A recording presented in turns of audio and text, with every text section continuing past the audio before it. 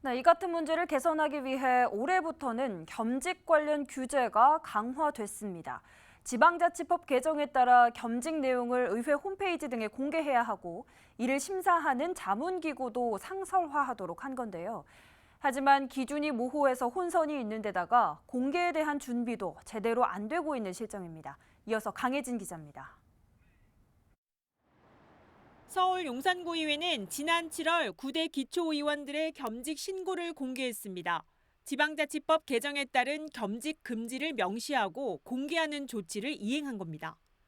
하지만 용산구를 제외한 대부분의 기초의원들은 아직까지 겸직 신고 공개를 준비 중입니다. 기초의원 겸직 규제가 강화되면서 주민 대표를 사퇴한 사례도 있습니다.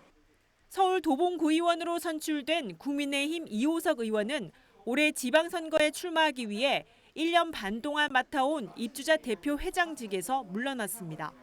아파트 입주민을 대신해 공동주택 관리 행정을 하는 경우 자치구의 지원을 받는 사례가 많아 겸직이 금지된다는 이유에서입니다. 복지건설위원회라는 상임위원회를 들어가서 업무를 하게 되는데 동네에 대한 일을 심사하거나 사업을 평가할 때 아무리 생각을 해도 입주자 대표 회장과 구의원은 이해충돌이 될 수밖에 없는 위치에 서게 되더라고요. 도봉구에 있는 구의원으로서는 사퇴를 하는 것이 옳겠다고 판단을 해서 현재 입주자 대표 회장을 맡고 있는 기초의원들도 있는데 일부 기초의회에선 겸직 금지에 대한 자문을 받기도 했습니다. 인천 동구의회도 행정안전부에 관련 질의를 했는데 해당 아파트가 사업비를 신청하지 않을 경우에만 겸직이 가능하다는 답변을 받았습니다. 다시 말해 입주자 대표 회장을 겸직하고 있는 기초의원은 사임을 하거나 사임하지 않을 경우 자치구의 해당 아파트는 사업비 지원 신청을 아예 할 수 없는 겁니다. 지방자치법 개정으로 올해부터 겸직에 대한 규제가 강화됐지만 혼선을 주는 건 또 있습니다. 구의원이 소속된 자문위원회입니다. 대표적으로 현직 구의원이 학교 운영위원회에 소속돼 학교 관련 예산 확보 등에 영향을 미치더라도 학교 운영위가 자문기구라는 이유로 겸직이 허용되는 겁니다. 이처럼 겸직 금지 조항을 정비했지만 금지 직종이 소수인데다 그 기준이 명확하지 않아 겸직 공개에 대해 기초의회마다 혼란을 겪고 있는 실정입니다.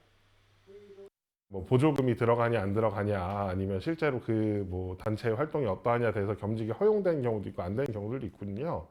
근데 그런 것들이 좀 기준들이 많이 구체적으로 좀 정해져 있지 않기 때문에 그런 부분들을 의원들에게 좀 국민권익위원회나 이런 곳에서 좀 교육들을 확실하게 해야 된다. 이 직은 어쨌든 겸직을 해서는 안 된다라는 부분들을 좀 확실히 강조할 필요가 있다고 생각을 하고요. 특히 기초의원 겸직 검증을 위한 제도로 윤리심사자문위원회를 구성하도록 법으로 명시했지만 대부분 실행하지 않고 있습니다. 이는 기초의원 겸직에 대한 윤리특위의 셀프 징계 문제를 개선하고 이해충돌 방지를 위해 마련한 조치입니다.